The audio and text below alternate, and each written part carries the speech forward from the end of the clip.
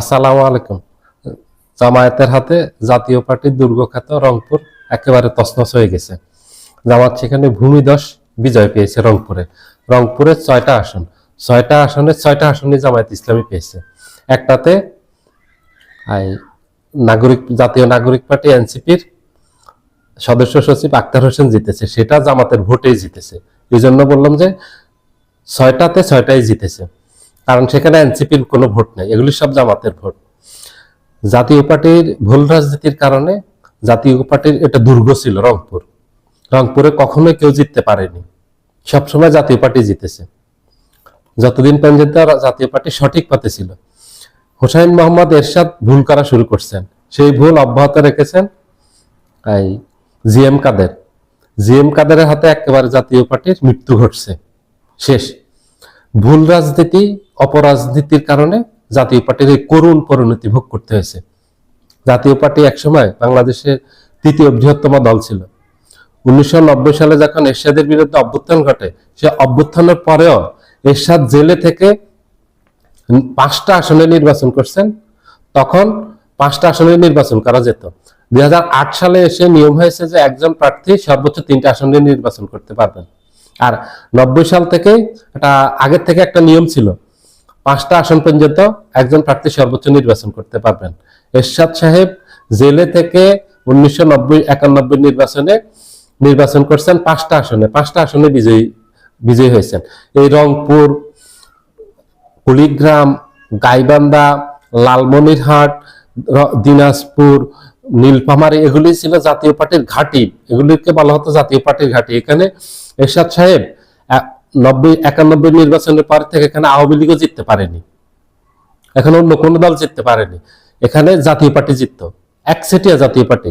ওরা বলতোই যে মোর সাওয়াল, ওদের আঞ্চলিক ভাষা, রংপুর আঞ্চলিক ভাষায় বলতো যে এরশাদকে মোর সাওয়াল ছাড়া কাউরে ভোট দিবে না, ওদের সন্তান ছাড়া ওরা কাউকে ভোট দিবে না, এবং দেয়নি।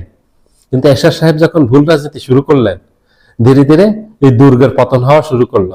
আর এই 26-এর এই 12 ফেব্রুয়ারি নির্বাচনের মাধ্যমে জাতীয় পার্টির মৃত্যু ঘটলো। শুধু রংপুরের দুর্গ ধ্বংস হয়নি, জাতীয় পার্টির একেবারে জাতীয় পার্টির মৃত্যু ঘটছে।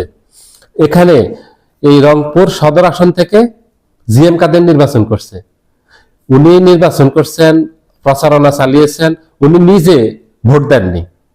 কি করুণ অবস্থা হয়েছে কল্পনা করতে পারেন?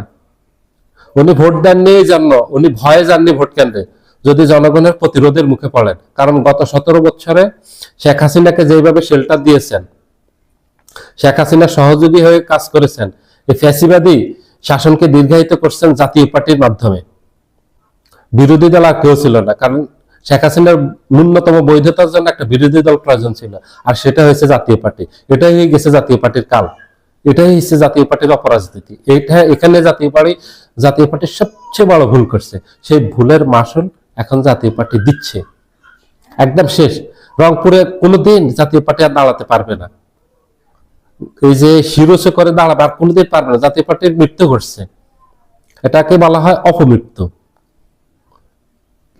করুণ পরিণতি ভোগ করছে জাতীয় পার্টি, এটা কেউ কখনো ভাবেনি জাতীয় পার্টির এমন পরিণতি হবে। এটা হয়েছে তাদের ভুলের কারণে। আওয়ামী লীগ যেভাবে ভুল রাজনীতি করে, অপরাজনীতি করে আওয়ামী লীগ দলটাকে ধ্বংস করে দিয়েছে শেখ হাসিনা, ঠিক জিএম কাদেরও তার নেতৃত্বে জাতীয় পার্টিকে ধ্বংস করে দিয়েছে। এরশাদের সময় জাতীয় পার্টি একাধিকবার ভেঙেছে এরশাদের ভুলে এবং এরশাদের ভুল রাজনীতির জন্য, একরকমের জন্য, জিএম কাদেরের ভুলের জন্য এবং রাজনৈতিক ভুল সিদ্ধান্তের জন্য, তার অপকর্মের জন্য, দুষ্কর্মের জন্য, তার লালসার জন্য, তার লোভের জন্য জাতীয় পার্টির আজকের এই করুণ মৃত্যু ঘটছে। যেখানে রংপুরে জাতীয় পার্টি ছাড়া কোনো কথা নেই, সেখানে আজকে জামাত ইসলামী ভূমিধস বিজয় পেয়েছে। আপনারা কল্পনা করতে পারেন? আমি একটা পরিসংখ্যান দিতেছি রংপুরে জাতীয় এই 6টা আসনের, আপনাদেরকে তাহলে বুঝতে পারবেন যে কি পরিমাণে এই জাতীয় পার্টি যে এই ওখান থেকে এই করুণ ভাবে হেরে গেছে জাতীয় পার্টি। রংপুর 1 আসন থেকে রংপুর 1 আসন থেকে রায়হান সিরাজি জামায়াত ইসলামের 1,47,245 ভোট পেয়ে বিজয়ী হয়েছেন। তার নিকটতম প্রতিদ্বন্দ্বী মোবারক হোসেন সুজন বিএনপির 69,161 ভোট পেয়েছেন। রংপুর 2 এটিএম আজহারুল ইসলাম জামায়াত 1,35,556 ভোট পেয়ে বিজয়ী হয়েছেন। মোহাম্মদ আলী সরকার বিএনপির 80,538 ভোট পেয়েছেন প্রতিদ্বন্দ্বী। রংপুর 3 মাহবুবুর রহমান মোল্লা জামাত 1,07,864 ভোট পেয়ে বিজয়ী হয়েছেন। নিকটতম প্রতিদ্বন্দ্বী বিএনপির শামসুজ্জামান শামু 85,498 ভোট পেয়েছেন। রংপুর 4 আক্তার হোসেন এনসিপি জামাত জোটের 1,49,966 ভোট পেয়ে বিজয়ী হয়েছেন। নিকটতম প্রতিদ্বন্দ্বী বিএনপির এমদাদুল হক ভরসা 1,40,564 ভোট পেয়েছেন। রংপুর 5 গোলাম রাব্বানী জামাত 1,76,411 ভোট পেয়ে বিজয়ী হয়েছেন। নিকটতম প্রতিদ্বন্দ্বী গোলাম রাব্বানী বিএনপি 1,15,116 ভোট। রংপুর 6 নুরুল আমিন জামায়াত ইসলামী 1,20,128 ভোট পেয়ে বিজয়ী হয়েছেন। নিকটতম প্রতিদ্বন্দ্বী সাইফুল ইসলাম বিএনপি 1,17,703 ভোট পেয়ে বিজয়ী হয়েছেন। কোথাও প্রতিদ্বন্দ্বিতা পর্যন্ত করতে পারেন জাতীয় পার্টির একটা প্রার্থী। জিএম কাদের শুধু তৃতীয় হয়েছেন, আর অন্যান্য আসনগুলিতে জাতীয় পার্টির কোনো পাত্তাই নেই। চতুর্থ, পঞ্চম অথবা ষষ্ঠম ওই পর্যন্ত হয়েছে। এটা হলো ভুল। আমাদের এই রাজনীতি থেকে, এই গত 2 বছরের রাজনীতি থেকে, 24-এর 5 আগস্ট থেকে এখন পর্যন্ত আমাদের রাজনীতিবিদদের অনেক কিছু শিক্ষার আছে, অনেক কিছু শিখতে পারে।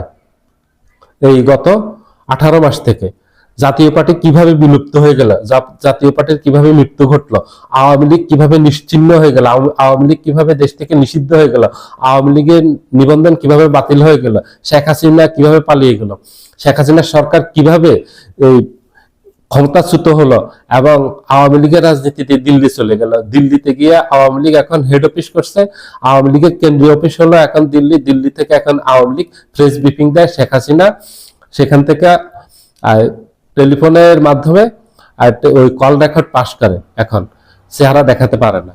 এটা হলো রাজনীতিবিদদের শিক্ষা। আমাদের দেশের এই শেখ হাসিনার মতো রাজনীতি, আওয়ামী লীগের মতো রাজনীতি, জাতীয় পার্টির মতো রাজনীতি যারাই করবেন, বিএনপি করবে, জামাত করবে, এনসিপি করবে, ইসলামী আন্দোলন করবে, যেই করবে পরিণতি এক হবে। এটা লিখে রাখেন, এটা একদম 100% সত্যি কথা বললাম আমি। বিএনপি ক্ষমতায় আসছে ভূমিধস বিজয় পেয়েছে, যেভাবে হোক। দেশ যদি সঠিকভাবে পরিচালনা করতে না পারে বিএনপি, তাহলে আপনারা লিখে রাখেন বিএনপি 2 বছরও টিকবে না। বিএনপি সেই ক্ষমতা নেই। আওয়ামী লীগের একটা ক্ষমতা ছিল রাজপথে আন্দোলন করার, সেই আওয়ামী লীগের যে করুণ পরিণতি হয়েছে, বিএনপির নেতাকর্মীরা আওয়ামী লীগের অর্ধেকও আন্দোলন করতে পারে না।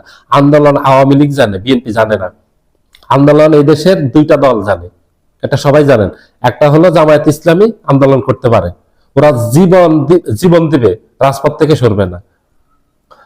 জামাত ইসলামী যা হওয়ার হবে রাজপথে হবে, মৃত্যু হবে রাজপথে হবে, মরে যাবো রাজপথে যাবো, হাজার হাজার নেতা কর্মী মারা যাবে যাবে, কিন্তু তারা আন্দোলনের ফসল গড়ে তুলবে।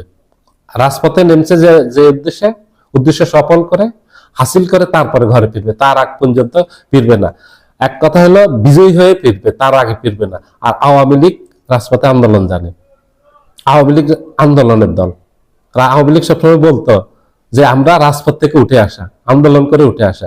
এটা সত্যি, আওয়ামী লীগ আন্দোলন করতে পারে, বিএনপি সেটা পারে না। বিএনপিকে মাথায় রাখতে হবে, বিএনপি যদি কোনো ধরনের ভুল করে, কোনো ধরনের বড় ধরনের কোন সমস্যা করে, দেশে বিশৃঙ্খলা তৈরি করে, নেতা কর্মীদেরকে যদি এখনো নিয়ন্ত্রণ করতে না পারে, কন্ট্রোল করতে না পারে, তাহলে বিএনপি 2 বছর টিকবে না, লিখে রাখতে পারেন। এবং আওয়ামী লীগের থেকে আরো খারাপ পরিণতি ভোগ করবে বিএনপি।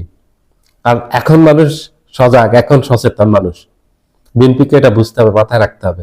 যদি ক্ষমতায় থাকতে চায়, 5 বছর ক্ষমতায় থাকতে চায়, তাহলে নেতা কর্মীদের এসব সন্ত্রাস, চাঁদাবাজি, টেন্ডারবাজি, দখলবাজি, খুন খারাপি, অপকর্ম, সমাজে ভয় ভীতি আতঙ্ক দেখানো, মানুষকে ভয় ভীতি দেখানো, আতঙ্ক তৈরি করা, এগুলি সকল কিছু বন্ধ করতে হবে, লুটতরাজ বন্ধ করতে হবে।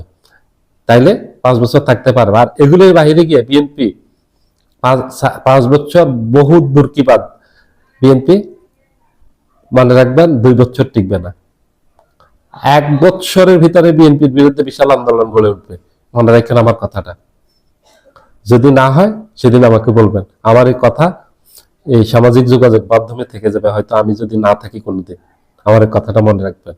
এখন পরিবর্তিত পরিবর্তিত পরিস্থিতিতে বিএনপি ক্ষমতা নিছে, এই পরিবর্তন বুঝতে হবে। এখন জেএনজির যুগ, এই জেএনজিরা যে কোনো কিছু ঘটাতে পারে।